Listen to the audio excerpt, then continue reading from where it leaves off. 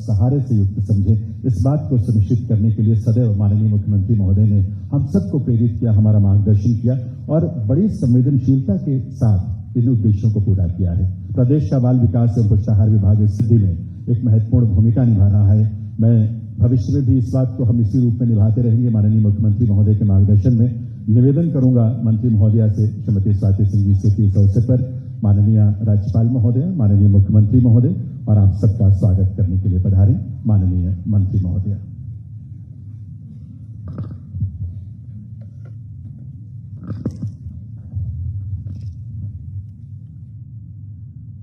आज राष्ट्रीय पोषण माह के शुभारंभ के अवसर पर इस मंच पर उपस्थित उत्तर प्रदेश की माननीय राज्यपाल एवं हम सब की अभिभावक आदरणीय आनंदीबेन पटेल जी, उत्तर प्रदेश के यशस्वी मुख्यमंत्री जिन्होंने छोटे छोटे बच्चों से लेकर बुजुर्गों तक के लिए कोई ना कोई ऐसी योजना लेकर आए हैं कि आज हर व्यक्ति उत्तर प्रदेश का अपने आप को स्वावलंबी और सशक्त महसूस कर रहा है। ऐसे हमारे माननीय मुख्यमंत्री आदरणीय योगी आदित्यनाथ जी,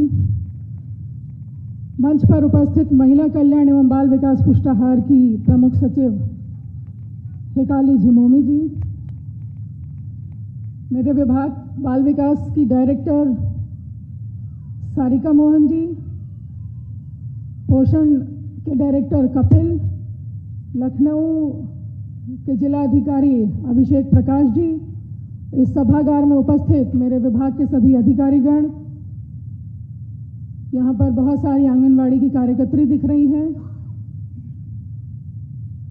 और मीडिया के बंधु।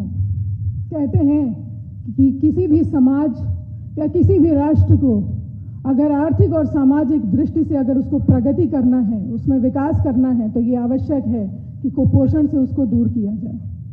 सस्टेनेबल डेवलपमेंट गोल्स के अनुसार भी 2030 तक समूचे राष्ट्र को हमें भूख और गरीबी से मुक्त करना है और साथ ही साथ सभी बच्चों को शुद्ध एवं पौष्टिक आहार और एक पर्याप्त मात्रा में, उचित मात्रा में उन तक भोजन पहुंचाने का भी अभियान रखा गया है। और इसीलिए माननीय प्रधानमंत्री जी ने 2018 में पोषण अभियान की उन्होंने नींव रखी और तब से हर वर्ष सितंबर माह को हम राष्ट्रीय पोषण माह के रूप में इसको मनाते हैं। उत्तर प्रदेश में भी माननीय मुख्यमंत्री जी के मार्गदर्शन में और आपके आशीर्वाद से हर वर्ष सितंबर माह को हम पोषण माह के रूप में मनाते हैं। ये बड़े हर्ष का विषय है कि उत्तर प्रदेश की अभिभावक और उत्तर प्रदेश की माननीय राज्यपाल जी ने हमेशा हमको इस बात की प्रेरणा देती रही है कि किस तरीके से हमें कुपोषण की रोकथाम के लिए काम करना चाहिए। और माननीय राज्यपाल महोदया, आपके आशीर्वाद से और माननीय मुख्यमंत्री जी के कुशल नेतृत्व में, आपके कुशल मार्गदर्शन में बाल विकास पुष्टाहार ने 1 जुलाई 2021 से 2 अक्टूबर 2021 तक संभव अभियान की शुरुआत की, जिसके अंतर्गत हम सैम मैम और जो अति अल्प वजन वाले बच्चे हैं, गंभीर रूप से अल्प वजन वाले बच्चे हैं, उनका हम लोगों ने स्क्रीनिंग का काम शुरू किया है, जो 2 अक्टूबर को संपन्न हो जाएगा ये कार्य। इस तरह के अभियान हम समय समय पर माननीय मुख्यमंत्री जी से और माननीय गवर्नर मैम से इसकी प्रेरणा लेकर के विभाग समय समय पर इस तरह के कार्यों को करता रहा है। आज बड़े ही गर्व का विषय है कि आज इसी मन से माननीय राज्यपाल महोदया के करकमलों द्वारा और माननीय मुख्यमंत्री जी के करकमलों द्वारा 529 नवनिर्मित आंगनवाड़ी केंद्रों का भी उद्घाटन यहां से किया जाएगा। और अगर माननीय मुख्यमंत्री जी की प्रेरणा ना होती, माननीय राज्यपाल महोदया की प्रेरणा ना होती, तो शायद इस काम को करना संभव नहीं होता। मैं माननीय राज्यपाल महोदया के साथ में बनारस में आपके साथ मुझे रहने का सौभाग्य मिला। वहां पर मैंने देखा कि आपने पूरे एक ब्लॉक में किस तरीके से आंगनवाड़ी केंद्रों को खेल खेल में कैसे हम वहाँ पर बच्चों को सिखाएं, बच्चों को पढ़ाएं। मैंने देखा उन आंगनवाड़ी में जिस तरीके से पेंटिंग किए गए थे, जिस तरीके से चित्रों को लिखा गया था, बनाया गया था, जिस तरीके से अल्फ़ाबेट्स और जिस तरीके से अक्षरों को, नंबरों को लिखा गया था, बच्चे खेल खेल में बता रहे थे। और मैंने उनके अंदर एक गुरु का गुण भी देखा। वैसे तो आप हम सब के लिए गुरु हैं। मैंने देखा कि बच्चों को आप किस तरीके से पूछ रही थी। पहले आपने लाइन से पूछा 1 2 3 4, कई बच्चे बता दे रहे थे, ऑलमोस्ट उसमें सारे बच्चे ही बता रहे थे। लेकिन जब बीच बीच में आपने शुरू किया, रैंडमली पूछना आपने शुरू किया, तो बच्चे शांत हो गए। जो बच्चे हमें बहुत ऐसा प्रतीत हो रहा था कि बहुत तेज बच्चा है, वो बच्चा चुप हो गया। तब वहाँ पर राज्यपाल महोदया ने इस बात को सबको कहा कि ये बच्चा बहुत तेज है, लेकिन कहीं ना कहीं हमारी कमी है कि हम उन बच्चों को नंबर्स को पहचानना उचित तरीके से नहीं सिखा रहे हैं, सही तरीके से नहीं सिखा रहे हैं। आप इनको रैंडमली भी नंबरों को पहचानना और अक्षरों को पहचानना सिखाइए, क्योंकि जब हम कहते हैं कि एक सुदृढ़ राष्ट्र का निर्माण करना है, तो उस राष्ट्र का निर्माण तभी होगा जब इस देश, इस राष्ट्र के बच्चे और इस देश की नींव को हम मजबूत बनाएंगे, और यही तरीका है मजबूत बनाने का। साथ ही साथ मैं ये भी बताना चाहूँगी कि आज हम लोग अपने बाल विकास की योजनाओं को और इन कार्यक्रमों को जन जन तक पहुँचाने के लिए हम एक मैस्कॉट आंचल तथा गर्भावस्था के दौरान कुपोषण के बचाव के लिए और पोषण की सही जानकारी के लिए एक गोद भराई कार्ड शगुन नाम से उसका भी आज यहाँ पर शुरुआत की जाएगी। उस कैलेंडर को भी यहाँ पर शुरुआत की जाएगी, ताकि जितनी भी गर्भवती बहनें हैं, जितनी भी गर्भवती माताएं हैं, उन तक वो कार्ड को पहुंचाया जाए। ये भी माननीय राज्यपाल महोदया ने इस बात को कहा था कि हम सिर्फ जब हम कार्यक्रम करते हैं, गोद भराई कार्यक्रम करते हैं, तो सिर्फ उनको पौष्टिक आहार ही हम देते हैं। एक बास्केट में उस पौष्टिक आहार को बनाकर हम उनकी गोद भराई का रस्म पूरा कर देते हैं। उन्होंने कहा क्यों ना हम कुछ ऐसा लिख कर दें, एक ऐसा ब्रोशर बना करके दें, ताकि वो भविष्य में भी इन बातों को खुद पढ़कर और हमारी आंगनवाड़ी कार्यकर्त्री वहां तक जाकर उनको समझाएं भी, और वो कार्ड भी उनको दें, एक ब्रोशर उनको दें कि उन्हें क्या करना चाहिए और क्या नहीं करना चाहिए, ताकि जब उनका भविष्य में जब बच्चा जन्म ले तो एक स्वस्थ बच्चा जन्म ले, एक पोषित बच्चा जन्म ले। आज मैं इस मन से माननीय राज्यपाल महोदय का, माननीय मुख्यमंत्री जी का, मैं यहाँ इस मन से आपका स्वागत करती हूँ इस कार्यक्रम में। अगर आप लोगों का मार्गदर्शन नहीं होता, आपका आशीर्वाद नहीं होता, तो शायद ये विभाग इतनी अच्छी तरीके से काम न कर पाता, और उत्तर प्रदेश के जितने भी छोटे छोटे 0 से लेकर 6 वर्ष तक के बच्चे, जो भी गर्भवती माताएं हैं, जो भी धात्री माताएं हैं, शायद उनके लिए इतने सघन रूप से हम इस अभियान को नहीं चला पाते। इसके लिए मैं आप लोगों का बहुत बहुत धन्यवाद देती हूँ, आभार व्यक्त करती हूँ, और इस कार्यक्रम में आपका स्वागत करती हूँ। और इस आशा के साथ कि इस राष्ट्रीय पोषण माह का जो आज उद्घाटन हो रहा है, इसको हम जन जन तक पहुंचाएंगे, और जन सहभागिता के साथ इस कार्यक्रम को हम और भी सुदृढ़ और भी सशक्त बनाएंगे। इन्हीं शब्दों के साथ बहुत बहुत धन्यवाद।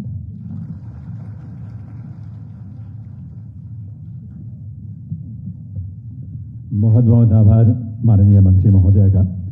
देवर सज्जनों, ये सब हम जानते हैं और महसूस करते हैं, बहुत गहराई से दरअसल महसूस करते हैं कि गर्भावस्था के दौरान कुपोषण के बचाव और पोषण की सही जानकारी होना बहुत आवश्यक है। और इसीलिए जैसा कि मंत्री महोदय ने जिसका उल्लेख भी किया, माननीय राज्यपाल महोदय की परिकल्पना, उनकी सोच, उनकी प्रेरणा से गोद भराई कार्ड शगुन जो है वो विभाग द्वारा तैयार किया गया है। और इस कार्ड के माध्यम से गोद भराई के दौरान जो पूरी प्रक्रिया होती है उसको पूरा करते हुए भविष्य में भी पूरे 9 महीने के दौरान उनको किस किस रूप में अपने लिए पोषण को सुनिश्चित करना है, क्या क्या खाने से किस किस तरह की जरूरतें उनके शरीर की पूरी होती हैं, और वो स्टेप बाय स्टेप सारी चीजों का उसमें उल्लेख किया गया है। ये अवसर है जब मैं निवेदन करूं राज्यपाल महोदया से, माननीय मुख्यमंत्री महोदय से, कि वे अपने करकमलों से इस शगुन कार्ड का विमोचन करने की कृपा करें। बहुत ही उपयोगी, बहुत ही जानकारी से भरा हुआ और जन जन तक जागरूकता फैलाने के लिए, और सिर्फ ये महिलाओं के लिए नहीं बल्कि हम परिवार के कोई भी सदस्य हों, पुरुष हों, बच्चे हों, सबके लिए आवश्यक है कि इन चीजों का विवरण उनके पास हो, ताकि वे भी अपने घर में उन महिलाओं को प्रेरित करें जिन्होंने गर्भ धारण किया है और जो अगले 9 महीने के बाद जो प्रसव के माध्यम से जिस बच्चे को जन्म देंगी वो बच्चा स्वस्थ हो। करतल ध्वनि से अपनी शुभकामनाएं, अपनी मंगल कामनाएं जरूर इस उद्देश्य को दीजिए, इस संकल्प को दीजिए जो मुख्यमंत्री महोदय के माध्यम से और माननीय राज्यपाल महोदय की प्रेरणा से इस रूप में साकार हो रहा है। बहुत बहुत आभार। निवेदन इसके साथ ही मैं करूंगा, क्योंकि हमारी एक परंपरा है और ये परंपराएं बहुत महत्वपूर्ण है, उनकी गहराई में जाने की आवश्यकता है, उनको समझने की आवश्यकता है। गोद भराई की परंपरा, मां बनना इस सृष्टि में, इस धरा पर सबसे महती काम है, क्योंकि वो ईश्वर के कार्य को मां के रूप में स्त्री उसे आगे बढ़ाती है, सृष्टि को आगे बढ़ाती है। आज प्रतीक रूप में 5 महिलाएं इस मंच पर उपस्थित हैं जिनकी गोद भराई की रस्म यहां पर होगी। माननीय राज्यपाल महोदया से मैं निवेदन करूंगा और साथ ही माननीय मुख्यमंत्री महोदय से भी मैं प्रार्थना करूंगा, मंत्री महोदया से निवेदन करूंगा कि मंच पर विराजमान 5 महिलाएं, उन्हें अपने करकमलों से राज्यपाल महोदया उनको गोद भराई की रस्म पूरा करेंगी। माननीय मुख्यमंत्री महोदय वे अपना आशीष देंगे, अपनी शुभकामनाएं देंगे, क्योंकि बच्चों से और ऐसे समाज के हर वर्ग से जो उनका स्नेह उन्हें मिलता है वो अपने आप में बहुत ही महत्वपूर्ण है। तो शुभकामनाएं आपकी तरफ से भी होनी चाहिए और करतल ध्वनि के साथ होनी चाहिए देवी सज्जनों। और मैं आपको बता दूं कि ये 5 जो महिलाएं हैं, इनमें पासी टोला से रेणु कश्यप हैं, पुराना बर्फ खाना से लाली, बिजवा हाउस से सोना, नरही 1 से पूजा और चौपड़ से रजनी। ये 5 महिलाएं ये प्रतीक रूप में है, लेकिन ये संकल्प हमारे प्रदेश की हर उस महिला के लिए है जो गर्भ धारण करके जो उस बच्चे को जन्म देगी, जिस बच्चे के स्वास्थ्य के लिए, पोषण के लिए ये सारा प्रयास हो रहा है कि एक स्वस्थ बच्चा जन्म हो, क्योंकि स्वस्थ बच्चा ही एक स्वस्थ समाज की नींव तैयार करेगा और इस प्रदेश और देश को सशक्त बनाने में अपनी भूमिका निभाएगा। तो ये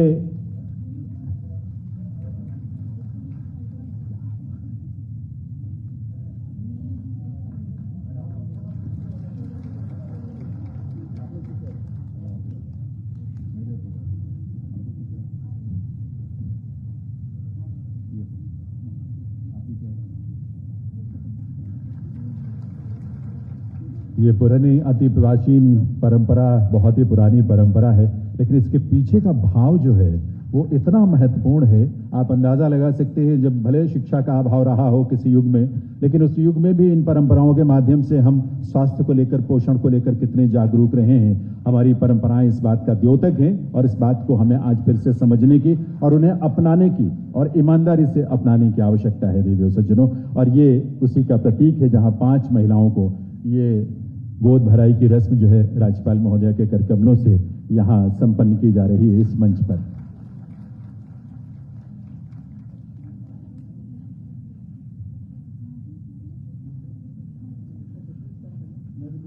राज्यपाल महोदया से और मुख्यमंत्री महोदय से निवेदन है कि वे मंच के अग्रभाग में ही महोदय प्लीज, क्योंकि छोटे छोटे बच्चे भी मंच पर आने जा रहे हैं और उन बच्चों को भी आपका आशीर्वाद मिलेगा। तो मैं निवेदन करूंगा राज्यपाल महोदया से, माननीय मुख्यमंत्री महोदय से और मंत्री महोदया से कि वे इन नन्हे मुन्ने बच्चों को आशीष देंगे, आशीर्वाद देंगे। मुख्यमंत्री महोदय बच्चों के साथ उनका जो स्नेह है और राज्यपाल महोदया का जो स्नेह मिलता है बच्चों को, अपने आप में बहुत सारे इसके उदाहरण हम सबके सामने रहे हैं। आपको बता दें कि ये बच्चे हमारे लखनऊ से ही, पासी टोला से संस्कार और आंचल हैं। तालियां आप सबकी तरफ से, करतल ध्वनि आप सबकी तरफ से होनी चाहिए, भरपूर होनी चाहिए, क्योंकि इन बच्चों को यह सम्मान मिल रहा है।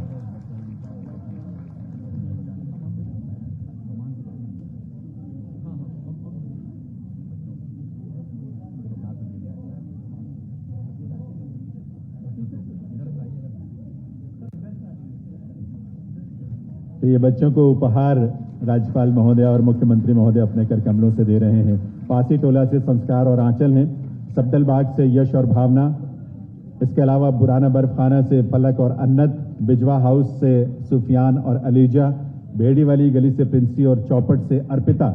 इन्हें ये सम्मान यहाँ पर मिल रहा है देवियों सज्जनों, और ये सम्मान आशीष के रूप में है।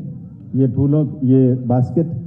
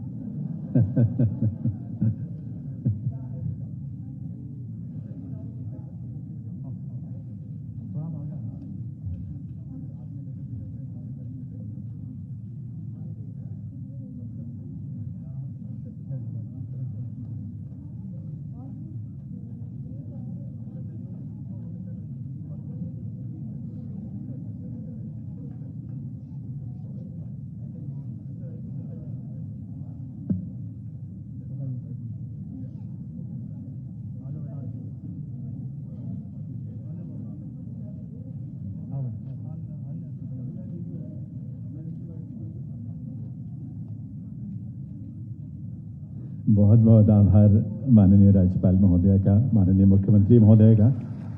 बिल्कुल करतल ध्वनि से आइए। ये जो स्नेह इस रूप में मिलता है इन बच्चों को, इनके लिए तो अविस्मरणीय है ही, लेकिन हम सब इसके साक्षी हैं, इसलिए हम सबके लिए भी ये अविस्मरणीय पल है। बहुत बहुत आभार राज्यपाल महोदय का, माननीय मुख्यमंत्री महोदय का। देवे सज्जनों, हम सब जानते हैं कि वर्ष 2018 में माननीय प्रधानमंत्री श्री नरेंद्र मोदी ने देश के विकास का जो एजेंडा, एक विशेष गति के साथ देश को आगे बढ़ाने का जो संकल्प लिया, और उसकी सिद्धि के लिए उसमें केंद्र बिंदु में जो चीज है वो पोषण है। और इसीलिए क्योंकि कुपोषण की वजह से स्टंटिंग यानी बौनेपन की समस्या, कम वजन, एनीमिया यानी खून की कमी, इस तरह की बहुत सारी समस्याएं आती हैं और बड़े होने के बाद पूरी जिंदगी भर वो दिक्कतें, वो परेशानियां रहती हैं। तो इसीलिए राष्ट्रीय पोषण माह की शुरुआत हुई। राष्ट्रीय पोषण माह पर एक छोटी सी फिल्म है, उस फिल्म के माध्यम से हम और बेहतर तरीके से इस पूरे आयोजन को, इसके प्रयोजन को, इसके उद्देश्यों को और उन संकल्पों को हम समझ पाएंगे जो माननीय प्रधानमंत्री महोदय ने देश को दिया, माननीय मुख्यमंत्री महोदय ने इस प्रदेश को दिया। आइए देखते हैं उस फिल्म को।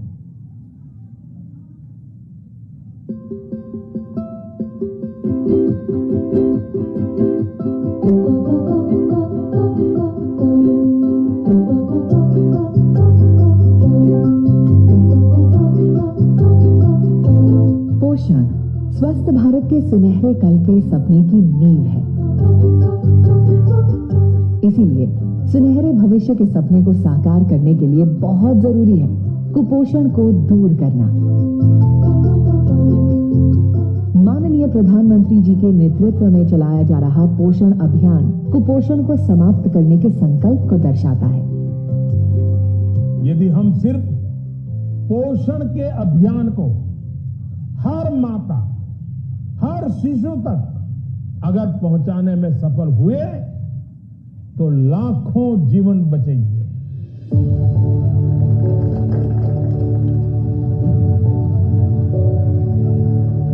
पोषण के इस जन आंदोलन को उत्तर प्रदेश में माननीय मुख्यमंत्री श्री योगी आदित्यनाथ जी ने संकल्पबद्ध होकर आगे बढ़ाया है।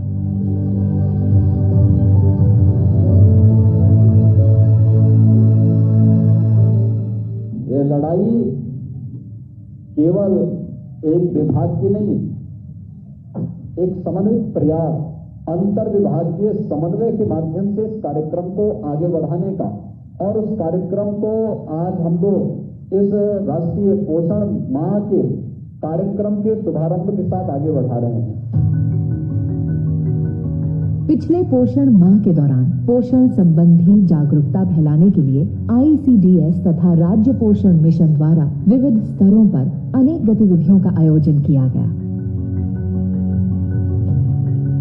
पिछले वर्ष मनाए गए पोषण माह में गंभीर कुपोषण से ग्रसित बच्चे अर्थात सिवियर अक्यूट मैलन्यूट्रिशन तथा मॉडरेट अक्यूट मैलन्यूट्रिशन पर पहली बार ध्यान दिया गया था। कुपोषित बच्चों के परिवारों को सेवाओं के साथ साथ अतिरिक्त संसाधन जैसे पोषण वाटिका, गौशालाओं से निःशुल्क गाय दी गई। इसी दिशा में आगे बढ़ते हुए सुपोषित उत्तर प्रदेश की परिकल्पना को साकार करने के लिए एक और अनूठी पहल की शुरुआत हुई है। संभव अभियान 3 माह तक सघन रूप से चलने वाला ये अभियान सितंबर के पोषण माह के साथ समाप्त होगा। असंभव को संभव बनाने वाले इस अभियान का ध्यानाकर्षण गंभीर कुपोषण यानी सैम से ग्रसित बच्चों पर ही है, क्योंकि सैम बच्चे अन्य बच्चों की तुलना में ज्यादा कमजोर होते हैं। कुपोषण की सही और समय से पहचान करने के लिए प्रदेश सरकार द्वारा पहली बार ग्रोथ मॉनिटरिंग डिवाइस की खरीद की गई है। इन पर सभी कार्यकर्त्रियों को प्रशिक्षित भी किया गया है। संभव अभियान के दौरान पहली बार सैम बच्चों की चिन्हांकन की प्रक्रिया की सफल शुरुआत हुई है। पहचान किए गए सैम बच्चों की स्वास्थ्य विभाग के समन्वय से स्वास्थ्य जांच भी कराई जा रही है।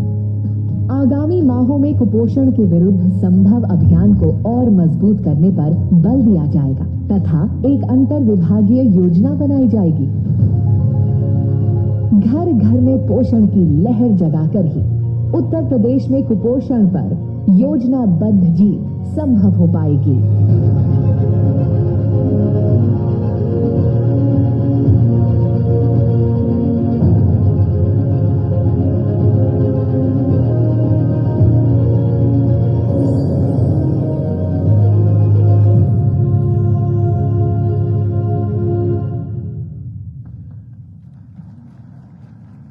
देवियों सज्जनों, प्रदेश को और प्रदेश के लोगों के जीवन को रोशन करना है तो पोषण को अपनाना है और उसे आगे बढ़ाना है। यही उद्देश्य इस फिल्म के माध्यम से आप तक पहुंचा है। बाल विकास विभाग के कार्यक्रमों और जो कि स्वास्थ्य पोषण संदेश है उसे जन जन तक पहुंचाना हमारी प्राथमिकता है और हमारा संकल्प भी है।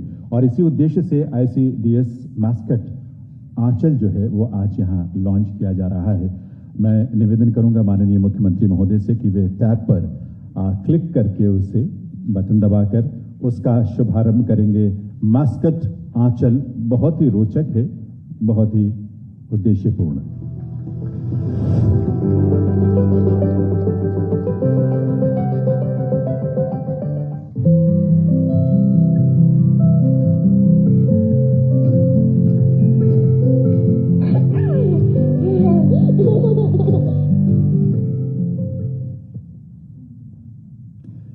घर घर में ये किलकारी गूंजे, खुशी गूंजे, यही संकल्प और यही सोच है हम सबकी।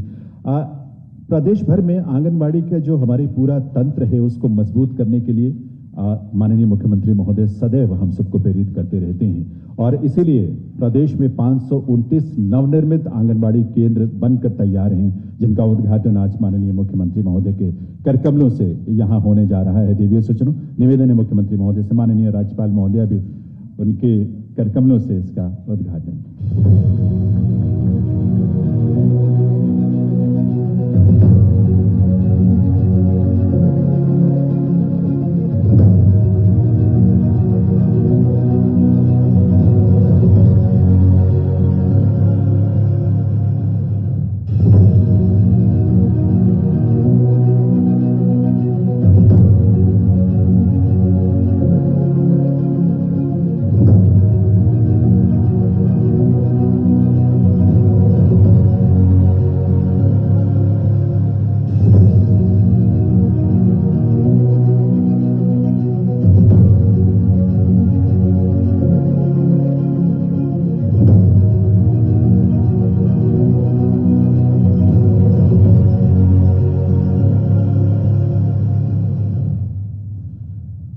आभार माननीय राज्यपाल महोदय का, मुख्यमंत्री महोदय का, उनके इस कृपा के लिए, स्नेह के लिए।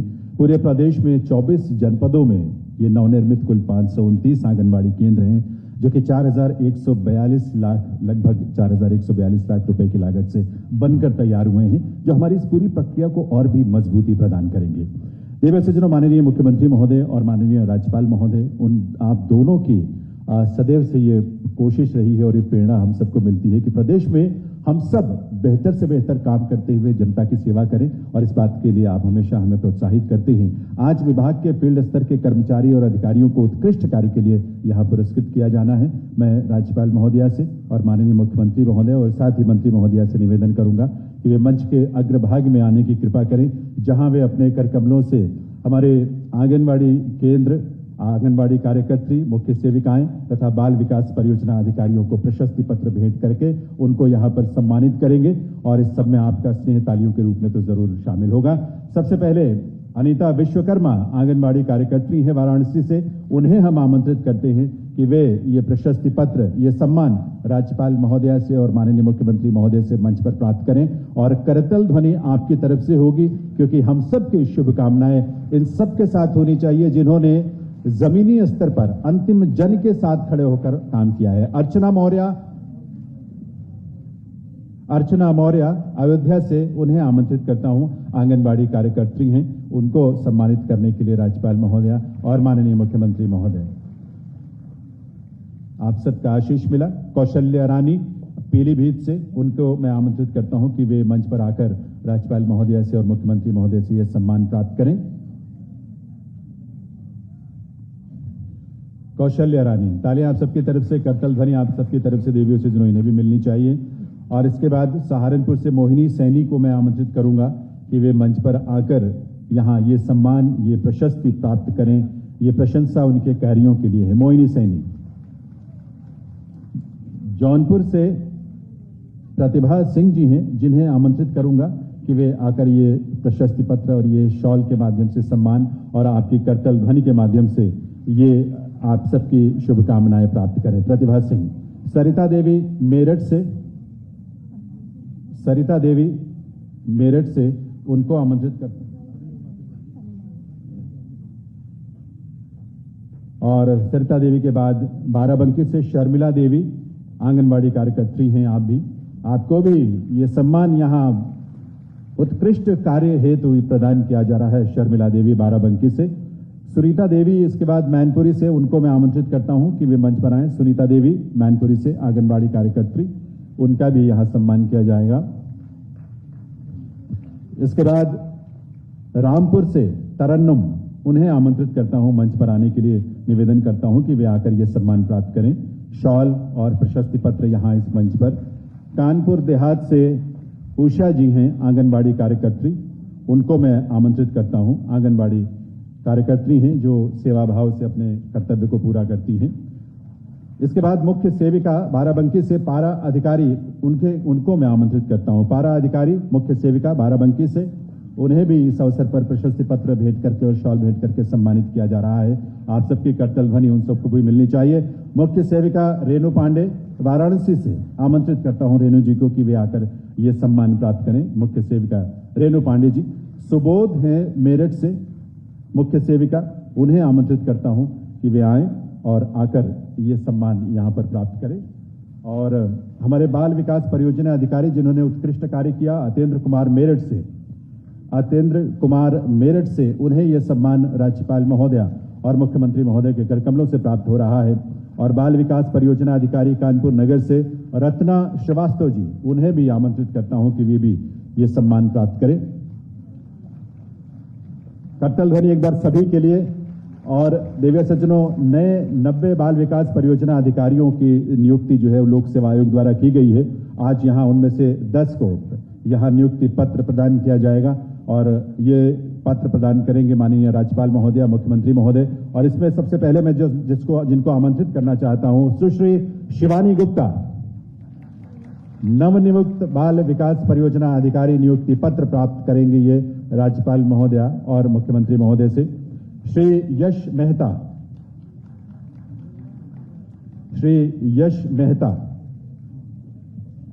चंद्र प्रकाश यश मेहता, ये नई ऊर्जा का संचार पूरी प्रक्रिया में इस तंत्र में होगा। चंद्र प्रकाश तिवारी को आमंत्रित करता हूं। चंद्र प्रकाश तिवारी। उसके बाद रामानुज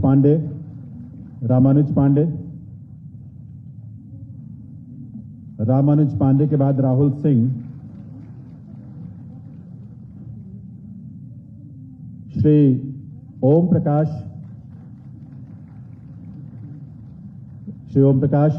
श्री सुश्री शिवानी सिंह,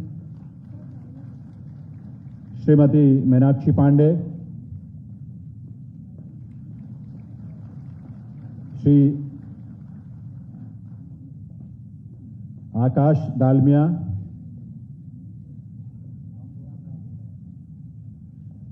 मीनाक्षी पांडे के बाद आकाश डालमिया जी आएंगे। आकाश डालमिया और सुश्री शिवानी दीक्षित, ये 10 हमारे नवनियुक्त बाल विकास परियोजना अधिकारी। बहुत सारी शुभकामनाएं इन्हें, बहुत सारा आशीष बड़ों का और हम सबकी तरफ से मंगल कामनाएं इन सभी को। बहुत बहुत आभार राज्यपाल महोदया का, आभार माननीय मुख्यमंत्री महोदय का और आभार मंत्री महोदया का। एक नई ऊर्जा इस रूप में विभाग के साथ जुड़ेगी, नए दौर से नई प्रेरणा के साथ और नए बड़े उद्देश्यों को पूरा करने के लिए हम सब आगे बढ़ेंगे। ये हम सबका संकल्प होगा इस रूप में। देवी सज्जनों, हम सब जानते हैं इस बात को कि माननीय मुख्यमंत्री महोदय की सोच में पोषण जो है वो केवल शारीरिक स्वास्थ्य तक ही सीमित नहीं है, बल्कि आपकी सोच है कि शारीरिक स्वास्थ्य के साथ साथ मानसिक और आत्मिक सोच को भी श्रेष्ठ बनाया जाए, ये सब उसमें शामिल किया जाए। कहते भी हमारे समाज की पुरानी कहावत है कि जैसा अन्न वैसा मन, और इसलिए एक एकीकृत विकास की पूरी संकल्पना जो है मुख्यमंत्री महोदय ने हम सबको दी है। आज एक बार पुनः यह अवसर हम सबको मिल रहा है कि माननीय मुख्यमंत्री महोदय से हम प्रेरणा प्राप्त करें, उनका मार्गदर्शन प्राप्त करें। उनकी उपस्थिति हम सबको गौरव की भाव से भर देती है। मैं निवेदन करूंगा माननीय मुख्यमंत्री महोदय से कि वे इस अवसर पर अपने संबोधन से, अपने उद्बोधन से हम सबको कृतार्थ करें, अनुग्रहित करें। माननीय मुख्यमंत्री महोदय।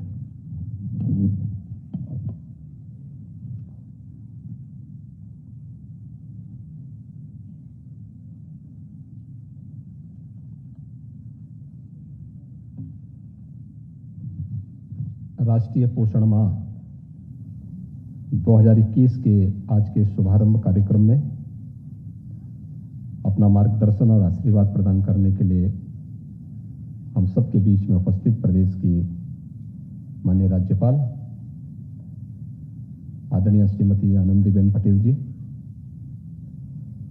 मंच पर उपस्थित विभाग की मंत्री श्रीमती स्वाति सिंह जी, विभाग के प्रमुख सचिव और अन्य सभी अधिकारीगण, आज के इस कार्यक्रम में राष्ट्रीय पोषण माह के आज के इस कार्यक्रम को अपने अपने क्षेत्रों में नेतृत्व प्रदान करने के लिए जिन लोगों ने उत्कृष्ट कार्य किया है, ऐसे आंगनबाड़ी कार्यकर्त्री, मुख्य सेविका तथा बाल विकास परियोजना अधिकारियों के साथ ही यहां पर नवनियुक्त बाल विकास परियोजना अधिकारियों को नियुक्ति पत्र और प्रशस्ति पत्र देने का कार्यक्रम भी यहां पर आयोजित है। प्रदेश के वे सभी केंद्र, हर जनपद में इन केंद्रों के साथ आज सीधे संवाद का एक कार्यक्रम चल रहा है। वहां पर भी उपस्थित जिले से जुड़े हुए सभी अधिकारी और जनप्रतिनिधिगण और उपस्थित भाइयों बहनों एवं प्यारे बच्चों, राष्ट्रीय पोषण माह 2021 के शुभारंभ के इस कार्यक्रम के अवसर पर मैं सबसे पहले प्रदेश की माननीय राज्यपाल जी का आप सबकी ओर से, प्रदेशवासियों की ओर से हृदय से स्वागत करता हूं, अभिनंदन करता हूं कि उन्होंने आज के इस कार्यक्रम में अपना समय देकर के आंगनबाड़ी केंद्र कैसे संचालित होने चाहिए, पोषण मिशन को हम कैसे सफल बना सकते हैं, इन सब के लिए उन्होंने अपना समय दिया और स्वयं उपस्थित होकर के अपना आशीर्वाद दे रही हैं। मैं इसके लिए हृदय से उनका स्वागत करता हूं, अभिनंदन करता हूं। ये हम सबका सौभाग्य है कि मातृस्वरूपा प्रदेश की राज्यपाल महोदय की स्वयं रुचि इस क्षेत्र में है और उनके पास एक लंबा अनुभव इस फील्ड में काम करने का है। स्वयं भी उन्होंने वाराणसी में, कानपुर में, लखनऊ में, प्रयागराज में और अलग अलग क्षेत्रों में स्वयं जनपदों में जाकर के आंगनबाड़ी के बारे में, पोषण मिशन को सफलतापूर्वक आगे बढ़ाने को लेकर के अनेक प्रयोग किए हैं और उसके बेहतर परिणाम भी लाए हैं। इसलिए आज का एक कार्यक्रम अत्यंत महत्वपूर्ण कार्यक्रम है, जिसमें स्वयं राज्यपाल महोदय का मार्गदर्शन और आशीर्वाद आप सबको प्राप्त हो रहा है। मैं इस अवसर पर उनका हृदय से स्वागत करता हूं, अभिनंदन करता हूं। भाइयों बहनों, हम सब इस बात पर गौरव की अनुभूति कर सकते हैं कि प्रधानमंत्री मोदी जी ने इस देश को एक नया विजन दिया है और उस विजन के ही क्रम में अगर एक समर्थ और सशक्त राष्ट्र की परिकल्पना को साकार करना है तो वह कहां से प्रारंभ होता है। अगर मां कुपोषित है तो बच्चा कभी सुपोषित नहीं हो सकता। और इसलिए मां के स्वास्थ्य पर ध्यान देना, और अगर किन्हीं कारणों से बच्चा कुपोषित हो गया है तो उस पर भी ध्यान देना, इसी बात को ध्यान में रख करके 2018 से पूरे देश के अंदर सितंबर माह को राष्ट्रीय पोषण माह के रूप में मनाया जाता है। और आज ये चौथा राष्ट्रीय पोषण माह के कार्यक्रम से हम सब जुड़ रहे हैं। स्वाभाविक रूप से समाज के अंतिम पायदान पर बैठे हुए व्यक्ति के बारे में, एक मां स्वस्थ हो, एक बच्चा स्वस्थ हो, प्रधानमंत्री जी की सोच इस राष्ट्रीय पोषण मिशन के साथ जुड़ी हुई है। और इसलिए इस राष्ट्रीय कार्यक्रम के साथ हर भारतवासी को जुड़ना चाहिए, क्योंकि जब एक मां या एक बच्चा कुपोषित होता है तो ये केवल एक परिवार के लिए नहीं समस्या है, ये चैलेंज पूरे समाज के लिए और पूरे राष्ट्र के लिए होती है। और इसलिए उस पर ध्यान देने के लिए 2018 से जो निरंतर कार्यक्रम चले हैं उसके बहुत अच्छे परिणाम सामने आए हैं।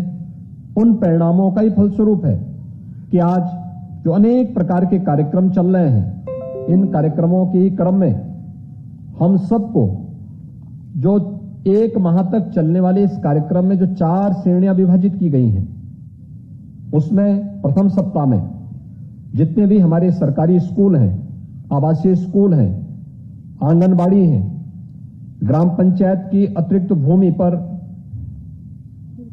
पोषण वाटिकाओं की स्थापना और पौधरोपण का अभियान। द्वितीय सप्ताह में योग एवं आयुष, यानी जिसमें बच्चे, किशोरी बालिकाएं, गर्भवती महिलाओं को केंद्रित करते हुए योग के विशेष सत्रों का आयोजन। उनके लिए, एक बच्चे के लिए किस प्रकार की योगिक क्रियाएं हो सकती हैं, एक किशोरी बालिका को कौन से योगिक क्रियाओं को करने से, और एक गर्भवती महिला के लिए किस प्रकार के योगिक क्रियाओं को करने से वह योग की इन क्रियाओं का लाभ ले सकती हैं, इसके बारे में विशेष सत्र का आयोजन करना। तृतीय सप्ताह में पोषण संबंधी प्रचार प्रसार सामग्री और अनुपूरक पुष्टाहार आदि के वितरण की कार्रवाई बृहद पैमाने पर पूरे प्रदेश के अंदर करना। और चौथे सप्ताह में सेम और मैम बच्चों का चिन्हांकन हेतु एक विशेष अभियान प्रारंभ करना। यानी ये 4 सप्ताह का एक कार्यक्रम एक विशेष अभियान है, और इस अभियान के साथ मुझे लगता है कि हम सबको जुड़ करके इसे सफल बनाना चाहिए, क्योंकि यह एक बच्चे और एक मां और एक बच्चे के ही स्वास्थ्य से जुड़ा हुआ नहीं है, इस समाज और राष्ट्र से जुड़े हुए, उसके स्वास्थ्य से जुड़े हुए, उसके सशक्तिकरण से जुड़ा हुआ एक महाअभियान है। और इसलिए इस अभियान के साथ जुड़ करके हम सबको इसे सफल बनाने में अपना योगदान देना चाहिए। सरकार ने इस दिशा से बहुत सारे अपने अभियान प्रारंभ किए हैं, पहले से बहुत सारे कार्यक्रम चल रहे हैं।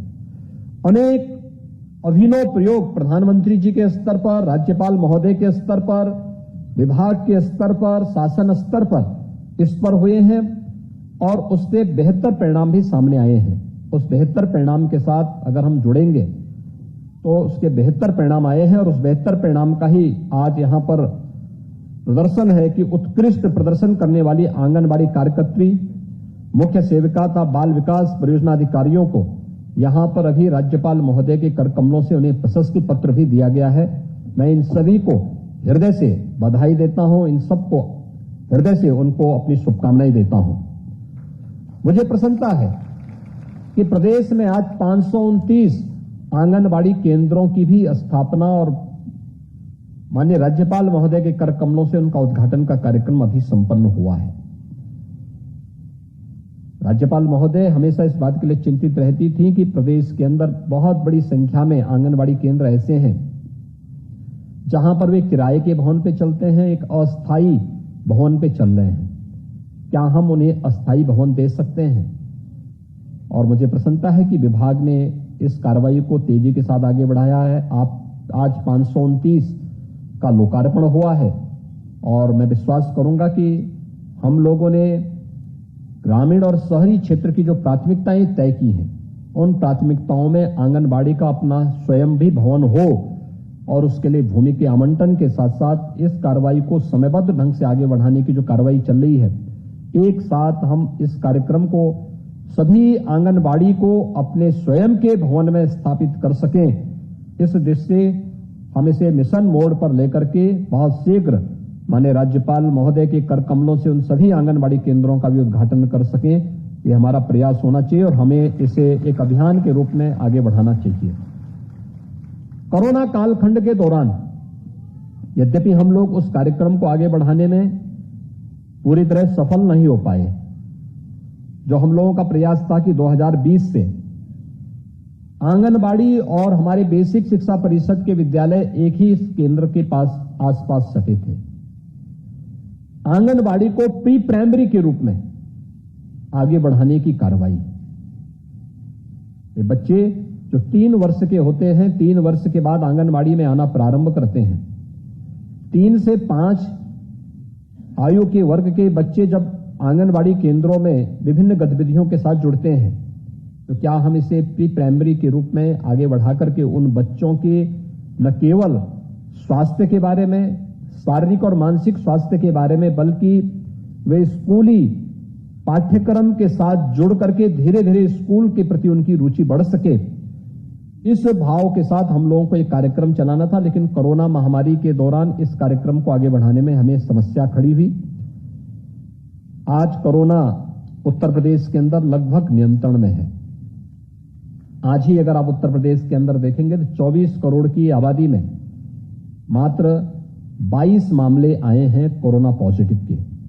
28 जनपद ऐसे हैं जहां कोरोना का एक भी मामला आज के दिन पर नहीं बचा है। आज 59 जनपद ऐसे हैं जहां एक भी कोरोना का पॉजिटिव केस नहीं आया है और बाकी जो 16 जनपद हैं, उन 16 जनपदों में सिंगल डिजिट में केस आए हैं। यानी हम लोगों ने कोरोना प्रोटोकॉल का पालन करते हुए प्रधानमंत्री जी के का वो जो आह्वान था, जो संकल्प था कि 2 गज की दूरी और मास्क है जरूरी के लक्ष्य को प्राप्त करने के लिए उसका अनुपालन करते हुए प्रत्येक नागरिक को इसके प्रति आग्रही बनाया, वैक्सीनेशन के साथ जोड़ा। आज उत्तर प्रदेश ने देश के अंदर सर्वाधिक वैक्सीन देने वाला राज्य उत्तर प्रदेश बना है। 8 करोड़ 8 लाख से अधिक लोगों को हम वैक्सीन की डोज उपलब्ध करा चुके हैं। लगभग 7 करोड़ 39 लाख से अधिक लोगों को हम लोगों ने अब तक कोविड टेस्ट उनके संपन्न किए हैं, यानी दोनों देश के अंदर सर्वाधिक है।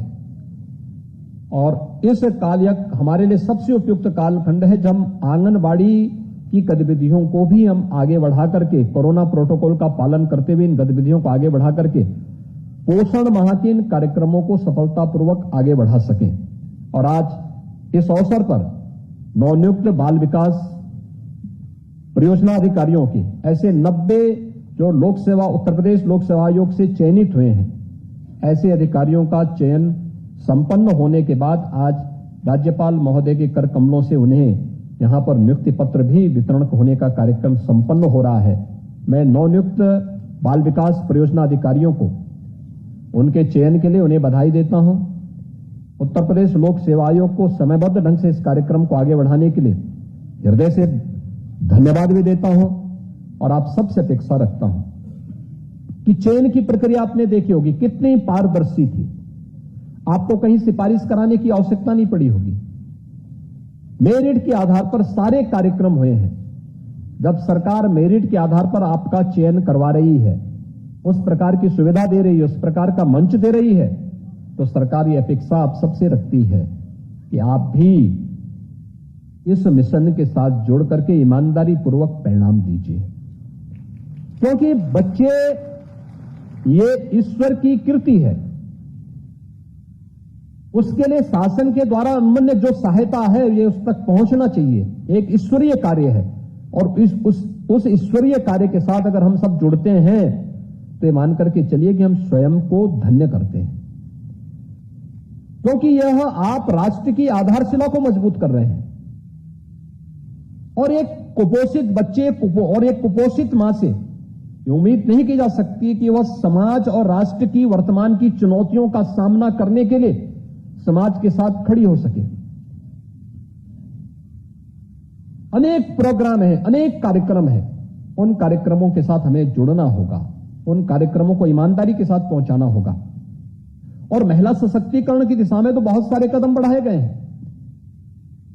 मिशन शक्ति का तीसरा चरण का कार्यक्रम वर्तमान में चल रहा है।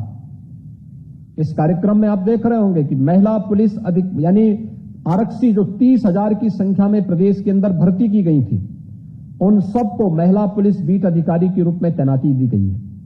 वह महिलाओं से जुड़ी हुई समस्याओं का समाधान तो कर ही रही हैं, लेकिन साथ साथ पोषण से जुड़ी हुई और महिला कल्याण से जुड़ी हुई उन सभी योजनाओं का लाभ गांव की और नगरीय क्षेत्र में मोहल्ले मोहल्ले में जो महिलाएं हैं जिनको इनके बारे में बहुत जानकारी नहीं, उनको देने का कार्य भी सफलतापूर्वक वहां पे कर रही है।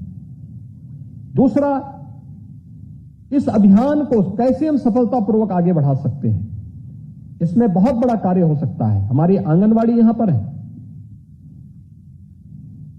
कोरोना कालखंड के दौरान हम देख रहे थे जब तमाम अच्छे अच्छे लोग अपने को सेल्फ क्वारंटीन में घर में बंद किए हुए थे, तब आशा वर्कर और आंगनवाड़ी एएनएम ये लोग गांव गांव और मोहल्ला मोहल्ला जाकर के एक एक परिवार का स्क्रीनिंग कर रही थी और उनको मेडिसिन किट उपलब्ध करवाने का कार्य कर रही थी। अगर ये निगरानी समितियों के माध्यम से ये कार्य ये लोग नहीं करते, उत्तर प्रदेश में कोरोना की स्थिति को संभालना कठिन हो जाता है। और मुझे तो इस दौरान गांव गांव में जाने का अवसर प्राप्त हुआ। कोरोना जब पीक पे चढ़ गया, देश के अंदर स्थिति अनियंत्रित सी होती दिखाई दे रही थी। उत्तर प्रदेश सबसे बड़ी आबादी का राज्य, सबसे बड़ी चुनौती हमारे सामने थी। उस समय कैसे इस समस्या का समाधान हो, तो मुझे लगा कि नहीं, मुझे स्वयं फील्ड में निकलना चाहिए। और तब मैं जाता था, गांव में जाता था, मैं देखता था, कोई मिले ना मिले, लेकिन वहां पे आंगनवाड़ी और आशा वर्कर जरूर मिल जाती थी हम लोगों को। कितना अच्छा काम उन लोगों ने उस समय किया था। और उस कार्य को ही ध्यान में रख करके सरकार ने निश्चित किया कि हम आंगनवाड़ी और आशा वर्कर के मानदेय को बढ़ाने का काम करेंगे। और सरकार उस दिशा में बेहतरीन तरीके से आगे बढ़ रही। हम उन लोगों के साथ बैठ करके कार्य योजना उसका विभाग तैयार कर रहा है, लेकिन साथ साथ मैंने विभाग को यह भी कहा है कि उनका जो पिछला बकाया है उसका भी तत्काल भुगतान करने की व्यवस्था कर दें, जिससे किसी को सामने भी कोई ऐसी स्थिति नहीं आनी चाहिए कि वह बाद में सरकार के सामने या विभाग के सामने हाथ फैलाने की नौबत नहीं आनी चाहिए। क्योंकि आज तो ये समय है कि जब उनके कार्यों के लिए उन्हें सम्मानित किए जाने की आवश्यकता है। और सरकार उस दिशा में एक बेहतरीन प्रयास आप सबके लिए करेगी। आज के इस अवसर पर फिर मैं आप सबसे यही अपील करूंगा कि ये सितंबर माह राष्ट्रीय पोषण माह के रूप में 4 सप्ताह के 4 प्रकार के कार्यक्रम आप माध्यमिक जो हमारे जूनियर हाई स्कूल होंगे, जो बेसिक शिक्षा परिषद के स्कूल होंगे, जो आंगनवाड़ी केंद्र होंगे, उनके पास किचन गार्डन स्थापित कर सकती है। विद्यालयों को इसके लिए हर वर्ष उसके रखरखाव के लिए धनराशि की व्यवस्था भी है। इसके अलावा एक नया कार्यक्रम जो हम लोगों ने विगत वर्ष प्रारंभ किया था कि अगर कुपोषित मां है तो उसके लिए बहुत ज्यादा दूध की आवश्यकता नहीं है। हमारे पास प्रदेश में 6 लाख गोवंश वर्तमान में निराश्रित गौ आश्रय स्थलों में है। उनमें बहुत सारी गाय ऐसी हैं जो दूध देने वाली हैं और 200 ग्राम, 300 ग्राम, 500 ग्राम तक दूध देती हैं। अगर इसमें से 50 ग्राम दूध सुबह, 50 ग्राम दूध शाम को किसी भी कुपोषित मां को मिल जाए या किसी कुपोषित बच्चे को मिल जाए, उसके लिए अमृत हो जाएगा ये। क्योंकि ज्यादा दूध नहीं, क्योंकि जितना व्यक्ति को उतना खाना चाहिए जितने पचाने की क्षमता हो। अगर पचाने की क्षमता 100 ग्राम है और वह व्यक्ति 500 ग्राम ले रहा है तो अपच हो जाएगा और बीमार हो जाएगा। इसलिए धीरे धीरे आप उसको बढ़ाएंगे तो वह निराश्रित गौ आश्रय स्थलों पर जो गायें हैं, हम लोगों ने व्यवस्था की है कि हर कुपोषित मां को प्रशासन जनपद स्तर पर इस बात को सुनिश्चित करें, जिसमें लगभग मेरा अनुमान है कि लगभग 2500 के आसपास ऐसी कुपोषित माताओं को अब तक एक एक गाय उपलब्ध कराई गई है। और उसमें गाय उपलब्ध कराने के साथ साथ हर माह उन्हें 900 रुपया उस गाय के लालन पालन के लिए अलग से दिया जा रहा है कि जिससे वह स्वयं दूध भी लेगी और दूध लेने के साथ साथ गाय का पालन पोषण के लिए सरकार की तरफ से 900 रुपये हर माह उस परिवार को उपलब्ध कराने का कार्य किया जा रहा है। और मैं आप सबके साथ कहूंगा, जो किचन गार्डन हम बनाएंगे, इसके साथ ऐसी महिलाओं को जोड़ने के साथ साथ ग्राम पंचायत में भी जो भूमि होगी, राजस्व विभाग के साथ बैठ करके जिला प्रशासन भी इस बात को सुनिश्चित करें कि उनके लिए भी छोटे छोटे पट्टे इसको उन परिवारों को देते हुए, गाय की व्यवस्था उनके लिए करवाते हुए, और एक एक गाय, दूध देने वाली गाय एक एक उपलब्ध करवा देंगे। आप देखना 2 महीने के अंदर परिणाम, एकदम बेहतरीन परिणाम आते हुए दिखाई देंगे। ये शासन की योजना पहले से है, अगर हम इसको और अच्छे ढंग से आगे बढ़ा पाएंगे तो 4 सप्ताह का एक कार्यक्रम, वैसे भी उत्तर प्रदेश में अगर इस कार्यक्रम को हम और तेजी से आगे बढ़ाएंगे तो देश के अंदर सबसे बेहतरीन कार्यक्रम उत्तर प्रदेश का बाल विकास और महिला कल्याण का विभाग करने में सफल हो पाएगा। आज के इस कार्यक्रम के अवसर पर, राष्ट्रीय पोषण माह 2021 के शुभारंभ के अवसर पर, मैं एक बार माननीय राज्यपाल महोदय का इस कार्यक्रम में हृदय से स्वागत करता हूं, अभिनंदन करता हूं। आप सबके इस कार्यक्रम के प्रति अपनी शुभकामनाएं देता हूं। धन्यवाद। जय हिंद। बहुत बहुत आभार माननीय मुख्यमंत्री महोदय का। महोदय, आपका एक एक शब्द हम सबके लिए एक संकल्प है, एक विजन, एक सोच और एक रोशनी की तरह है, ताकि हम प्रदेश को और बेहतर बनाएं और आगे लेकर जाएं। बहुत बहुत आभार आपके इस प्रेरक संबोधन के लिए। मेरे सज्जनों, यह हमारा सौभाग्य है कि इस अवसर पर मातृस्वरूपा माननीय राज्यपाल महोदया की गरिमामयी उपस्थिति है। महिलाओं के कल्याण, बच्चों की खुशहाली, इन सबको उनकी सोच में बहुत ही केंद्र बिंदु में ये चीजें हैं और जिससे उनका मार्गदर्शन हमें सदैव मिलता है, आज भी मिलेगा। मैं निवेदन करूंगा, करबद्ध प्रार्थना करूंगा माननीय राज्यपाल महोदया से कि वे इस अवसर पर अपने संबोधन से, अपने उद्बोधन से हम सबको कृतार्थ करें, हमारा मार्गदर्शन करें, अपना आशीष हम सबको दें।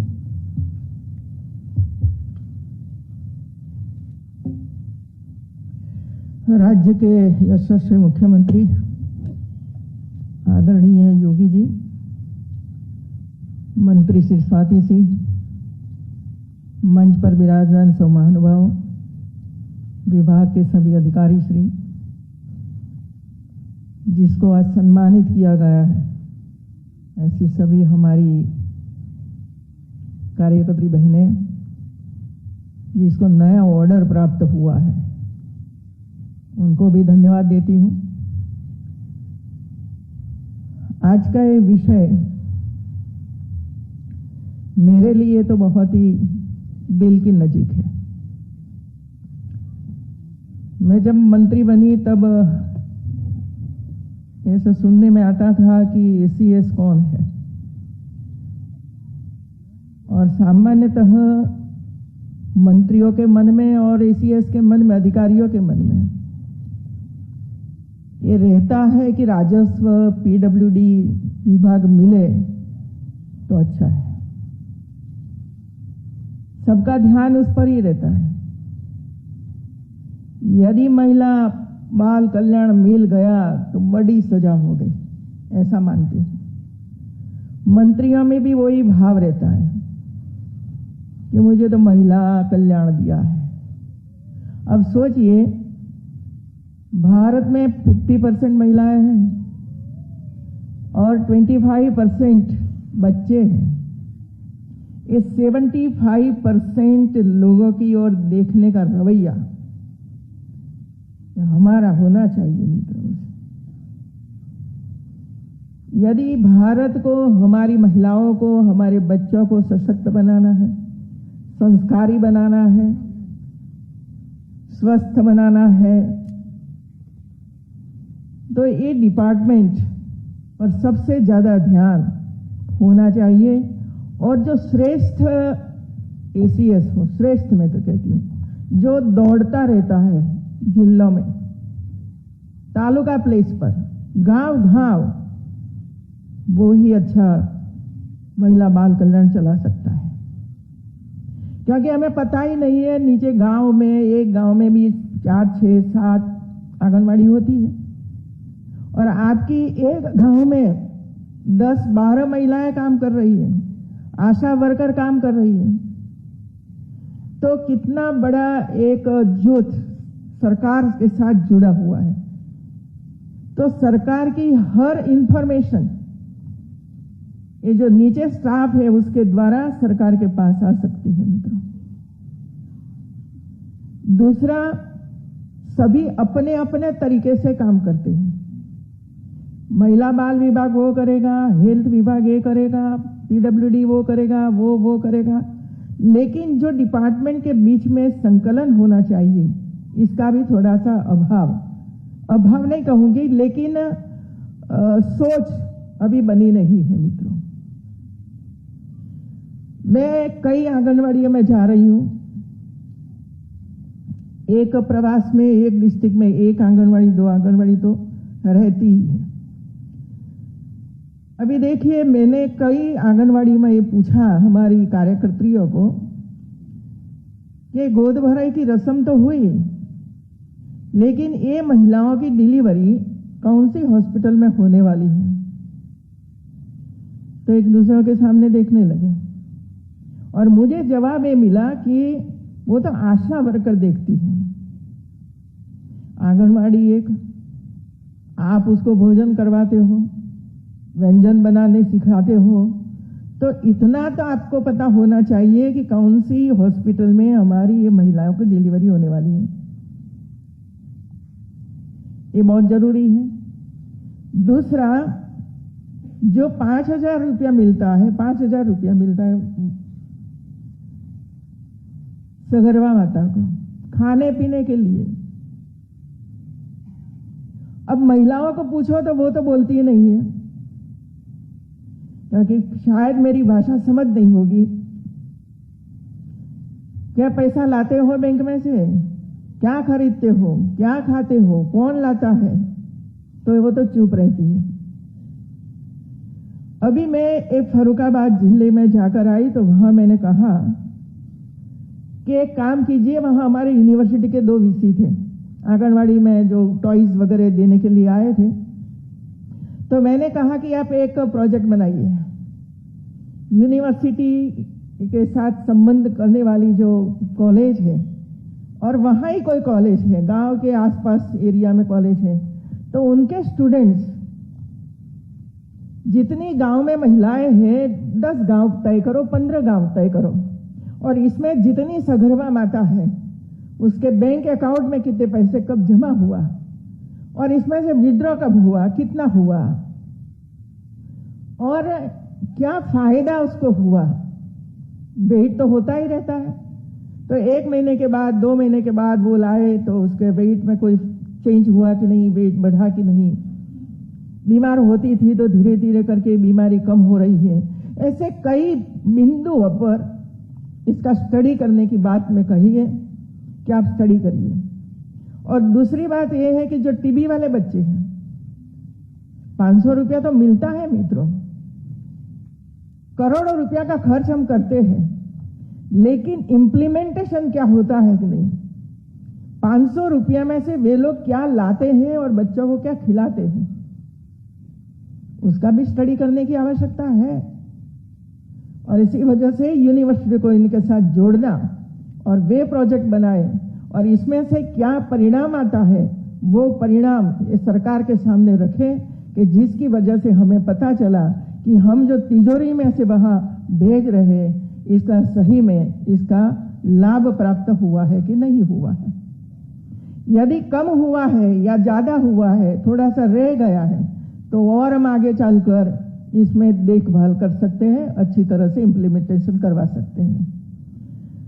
एक अच्छी बात मैंने वहां देखी फर्रुखाबाद में, शायद हमारे सीएम को तो पता होगा ही, वहां जो गौशाला चलती है, बहुत बढ़िया गौशाला चलती है मित्रों। मैंने देखा ग्रीन घास भी काफी मात्रा में वे लोगों ने उगाया है सरकारी लैंड पर, और शायद 30 गौशाला पूरे डिस्ट्रिक्ट में ये लोगों ने शुरू किया है, लेकिन एक प्रोजेक्ट शुरू किया है और वे महिलाओं जो इस प्रोजेक्ट में जुड़ी हुई है, वे महिलाओं का सम्मान किया था उसी समय, इसी वजह से मुझे पता चला। वे लोग, हमारी ये परंपरा रही है हिंदुओं की खास करके कि माता जब रोटी बनाती है तो सबसे पहले एक रोटी वो अलग कर देती है गाय को खिलाने के लिए। गाय माता है, उसको खिलाने के लिए हमारे मन में ये भाव रहता है कि हमारी गाय माता भूखी नहीं रहनी चाहिए। और गाय तो पहले आती जाती रहती है तो खिला देते थे। अभी इसमें थोड़ी सी कमी आ गई है, गौशालाएं वगैरह वगैरह बन गई, लेकिन वो भाव तो अंदर पड़ा हुआ है कि यदि समय मिले या तो गाय आ जाए तो हम खिला दें। तो ये डीएम ने ये किया कि गांव में लोगों को एकत्र करके रोटी, कम से कम एक रोटी, 2 रोटी आप रखिए, हमारे यहाँ से कोई बंदा आएगा और वो रोटी कलेक्ट करेगा और वो रोटी वहाँ गौशाला में पहुँचाई जाएगी और वहाँ गाय को रोटी खिलाई जाएगी। अब इतना सुंदर एक कंसेप्ट, और इसमें रोटी कौन कलेक्ट करता है, मैंने पूछा तो कहा कि एक दिव्यांग बच्चा है, उनको हम लोगों ने साइकिल दी है, जो 25-50 घर है आइडेंटिफाई है, वहां जाकर वो रोटी इकट्ठा करता है और डायरेक्ट वहां पहुंचाता है। ये जो प्रेरित करने का काम कौन करता है, तो गांव की एक महिला थी, वो महिलाओं का सम्मान हुआ, वो प्रेरित करने का काम करती थी। 25 महिलाओं को एकत्र करना, सबके साथ बैठना, चर्चा करना और एक रोटी 2 रोटी देना, वो बात वो करती थी और लिस्ट बनता था और वहां से रोटी कलेक्ट होती थी।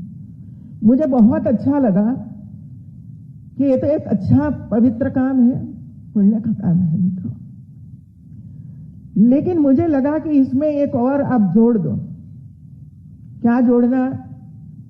तो मैंने बताया कि भाई वही गांव में अब इतने अच्छी तरह से लोग काम में जुटे हैं, तो आप एक आंगनवाड़ी के 1-2 बच्चे ही कुपोषित होते हैं, तो कुपोषित बच्चों को भी इसके साथ जोड़ दो।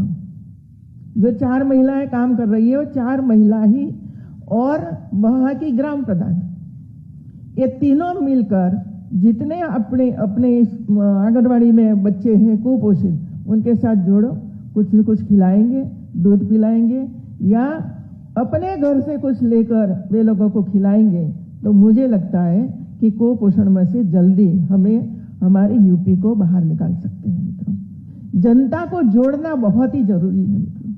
और मैंने देखा है कि जब टीबी वाला काम का आरंभ किया तब मुझे लगता था कि कौन आएगा, कौन करेगा, लेकिन आज मैं देख रही हूं कि सामने से लोग आए गए। एक बार 25 बच्चों को लिया, टीबी में से मुक्त हो गया, तो दूसरे 25 बच्चों को ले रहे हैं। अभी कहना नहीं पड़ता है, खुद स्वयं अधिकारी, डीएम, सीडीओ, मेन अधिकारी, हेल्थ विभाग के अधिकारी, वो भी बच्चों को गोद ले रहे हैं।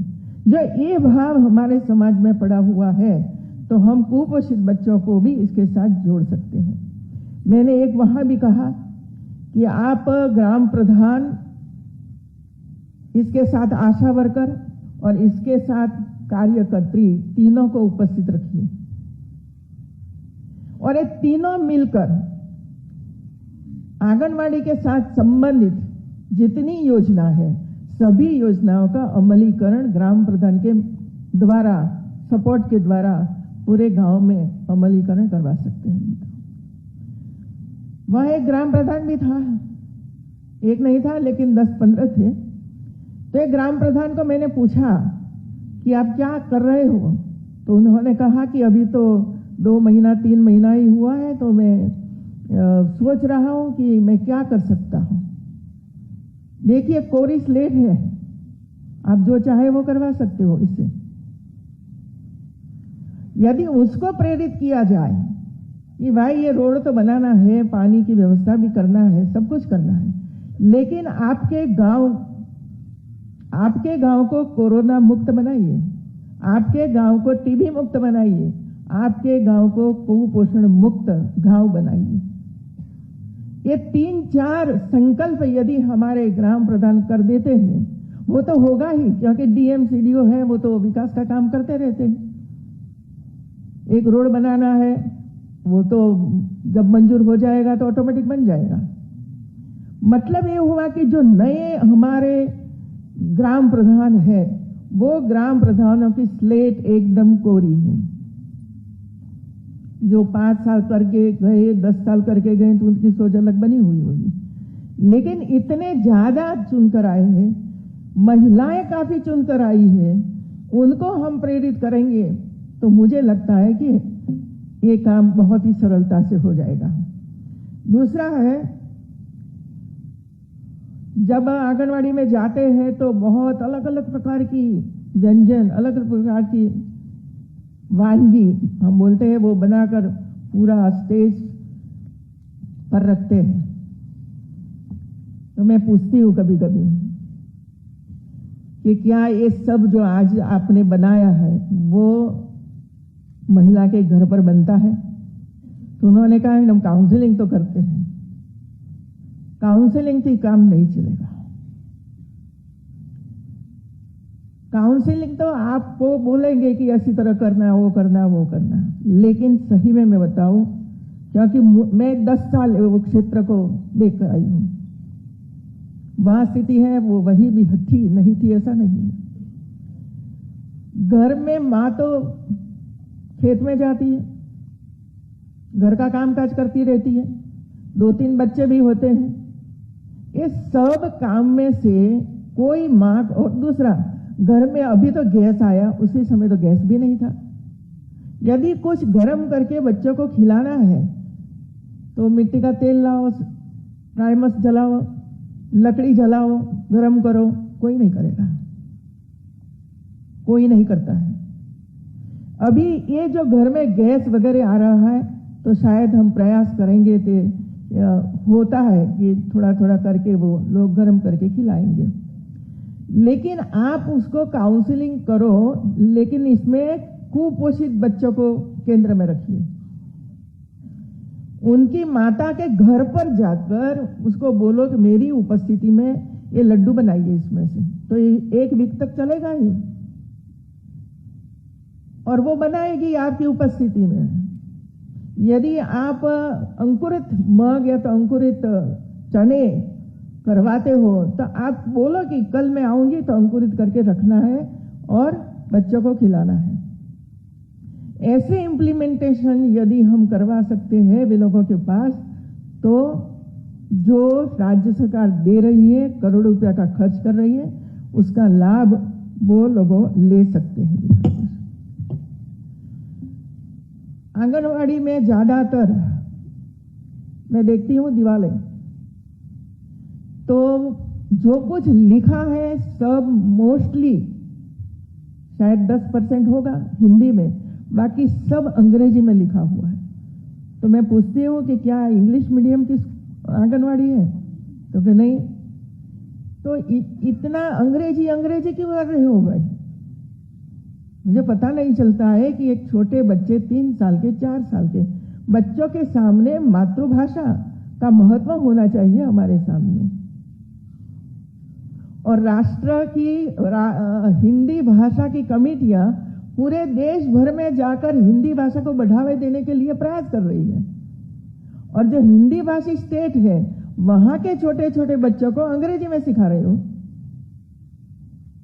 और वहां सीडीपीओ थे, सुपरवाइजर थे, उन्होंने, मैंने पूछा क्यों ऐसा हो रहा है, तो उन्होंने कहा आप सही है, हमारी गलती है, अब हम हिंदी में करवाएंगे। ऐसा नहीं बेटा, भाषा तो मातृभाषा से जो आप सिखाओगे तो उसकी मातृभाषा उनकी है ही, और इसमें वो पढ़ेगा तो उसको कोई मुसीबत, कोई वो नहीं होगा, क्योंकि वो घर में भी बोलता है, बाहर भी बोलता है हिंदी भाषा। और जब समय आएगा 4th या 5th स्टैंडर्ड, तब धीरे धीरे करके आगे बढ़ाओ ने अंग्रेजी। लेकिन पूरा दीवार भरी हुई है अंग्रेजी अंग्रेजी अंग्रेजी से मित्रों। तो मैंने तो और सुझाव दे दिए कि आप जहां हैंड लिखा है वहां हाथ लिखिए, हिंदी में क्या बोलते हो आप, सब में हिंदी, काउंस में हिंदी लिख लो तो अच्छा रहेगा। बच्चे भी सीख जाएंगे कि इसको हिंदी में क्या बोलते हैं। हम लोग आंगनवाड़ी देखते हैं, और मैं तो ये सुझाव दूंगी, भाई देखिए, आपके मुख्यमंत्री, मैं टीवी देखती रहती हूँ ना, तो हर रोज 2 डिस्ट्रिक्ट तो कम से कम डिस्ट्रिक्ट का प्रवास करते हैं। आपके मुख्य अधिकारी कितने प्रवास करते हैं? डिस्ट्रिक्ट में कितने डिस्ट्रिक्ट में जाते हो, जरा सोच लीजिए। जब तक डिस्ट्रिक्ट तक नहीं पहुंचोगे, ब्लॉक तक नहीं पहुंचोगे, तब तक सही मायने में परिणाम क्या मिला है पता ही नहीं चलेगा। और इसी वजह से मैं तो महिला बाल कल्याण विभाग को ये कहूंगी कि आप महीने में 4 दिन अलग अलग डिस्ट्रिक्ट में जाइए और सरप्राइज विजिट करिए आपकी आंगनवाड़ी की। भले बच्चे नहीं है, लेकिन आंगनवाड़ी देखो तो सही। ये कितनी अच्छी बात है कि ये कोरोना के समय पे भी एक राज्य का मुख्यमंत्री अलग अलग स्थानों पर पहुंचकर प्रेरित करे कि आंगनवाड़ी कायाकल्प करो, और ये काम हो जाता है। तो पूरी टीम लगे तो कितना काम अच्छा हो सकता है। और इसी वजह से एक टाइम टेबल बनाना चाहिए अधिकारियों को। मैं तो पूछती रहती हूँ, भाई आप आपके एसीएस को पहचानते हो? आपको फलाना को पहचानते हो? तो वो जवाब नहीं मिलता है मित्रों। प्रेरणा तो वहां से लेनी चाहिए मित्रों। जब उपला अधिकारी काम करने लगते हैं ना, तो धीरे धीरे करके नीचे तक ये पहुंच जाता है। और राज्य सरकार की प्राथमिकता में 2 विषय हैं, एक है आंगनवाड़ी, दूसरा है हेल्थ और आंगनवाड़ी। आंगनवाड़ी में छोटे छोटे बच्चे आते हैं, सगर्भा माता आती है, किशोरियां आती है, उस पर ध्यान दिया जाता है। किशोरी पर ध्यान दिया जाता है, किशोरी सशक्त बनेगी तो सशक्त बच्चों का जन्म देगी। वही किशोरी सगर्भा बनती है, उसको पोषण के लिए हम प्रयास करते हैं, तो वो बच्चों को जन्म देती है मित्रों। और हमारे जितने छोटे बच्चे हैं, इसमें से शायद 10% बच्चे तो ऐसे हैं जो कुछ काम नहीं करेंगे तो घर चलेगा ही नहीं। ऐसे भी बच्चे हैं। चाहे सब्जी काटना, मम्मी के साथ जाना और इसके साथ घूम घूम कर अलग अलग प्रकार के काम करना, ये सब करते हैं बच्चे। देखिए, कल मैंने एक वीडियो देखा था, 8 साल का बच्चा ई रिक्शा चलाता था, 8 साल का। माँ बाप दिव्यांग, 3 भाई बहन, इसमें सबसे बड़ा बेटा वो 8 साल का, बाकी 6 साल का, एक बेटी 4 साल की।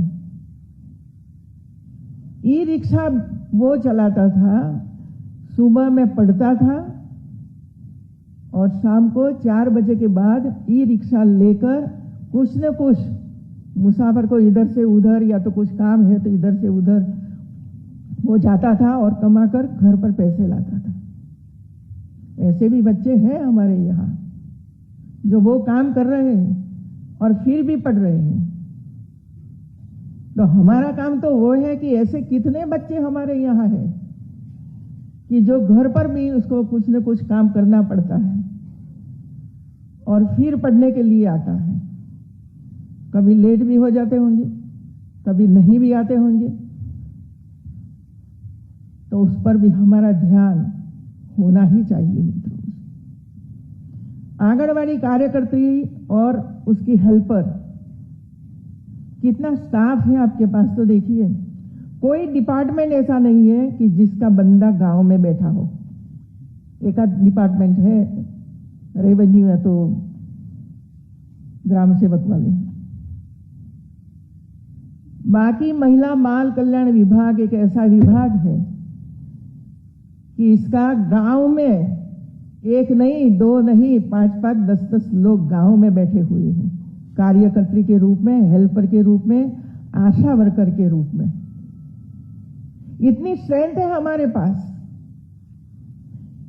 तो मेरी तो एक सुझाव रहेगा कि जितनी कार्यकर्त्री महिला है वो एक एक बच्चे को गोद ले और आप संकल्प कीजिए कि मेरी आंगनवाड़ी कुपोषण मुक्त होनी चाहिए। क्यों कोई किसी के सामने हमें हाथ लंबाना? सीढ़ी पे एक बच्चों को गोद ले सकती है, सुपरवाइजर एक बच्चों को गोद ले सकती है, तो कितने बच्चों को गोद हम ले सकते हैं? एक गांव में 4 आंगनवाड़ी है, 4 2 8 बच्चे मान लो कि कुपोषित है, तो एक एक महिला एक एक बच्चों को गोद लेती है। यदि वो नहीं लेती, गांव की महिलाओं को इकट्ठा करो। दूसरा देखिए, आपके यहाँ यूपी में स्वयं सहायता समूह की जो ताकत है ना, वो मैंने देखी है मित्रों। जो पहले घर से बाहर निकलती नहीं थी, निकलने नहीं देते थे, आज 5,000 10,000 25,000 रुपया कमा कर लाती है और उसकी सोच बदली है मित्रों। वो कहती है, बोलती है, यदि हमें कोई काम गवर्नमेंट देगी तो हम करने के लिए तैयार हैं। और गांव में ही स्वयं सहायता समूह है, उनके साथ भी बैठकर आप 1-2 बच्चों को भी वे लोगों को दे सकते हो। मैं तो पूछती हूं, क्या कुपोषित बच्चों को ले सकते हो? बोलती है हाँ दीजिए, हम लेंगे और कुपोषण से मुक्त कराइए। इतनी स्ट्रेंथ गांव में पड़ी हुई है। ये गांव की स्ट्रेंथ का उपयोग हम भारत को टीबी मुक्त बना सकते हैं, कुपोषण मुक्त बना सकते हैं, और जो अति कुपोषित बच्चे हैं, सेम बच्चे हैं, वो बच्चों को भी इसमें से बाहर निकलकर एक अच्छी जिंदगी दे सकते हैं मित्रों, एक अच्छी जिंदगी दे सकते हैं। लेकिन ये सबको इकट्ठा करना, सबको प्रेरित करना,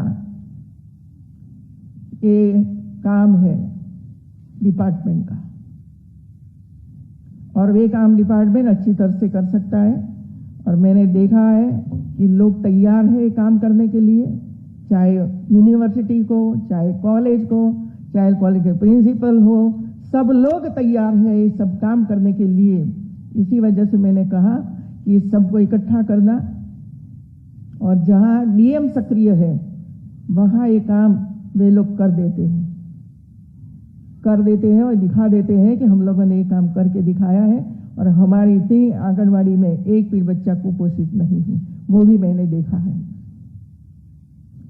टीबी वाले बच्चे भी डीएम वगैरह वगैरह ले रहे हैं, तो उठिए, दौड़िए। मैं तो कहती हूं इतना पोटेंशियल है यूपी में, लोगों में इतनी ताकत है मित्रों, और ये ताकत का सही उपयोग जो आप सब लोग मिलकर करोगे तो मैं मानती हूं कि बहुत ही तेज गति से यूपी को कोरोना मुक्त भी बना सकते हैं, टीबी मुक्त भी बना सकते हैं, कुपोषण मुक्त भी बना सकते हैं। और हमारे भारत के प्रधानमंत्री की जो इच्छा है कि भारत कुपोषण से मुक्त हो मित्रों, तो हम करवा सकते हैं। संकल्प कीजिए और आगे बढ़िए। धन्यवाद।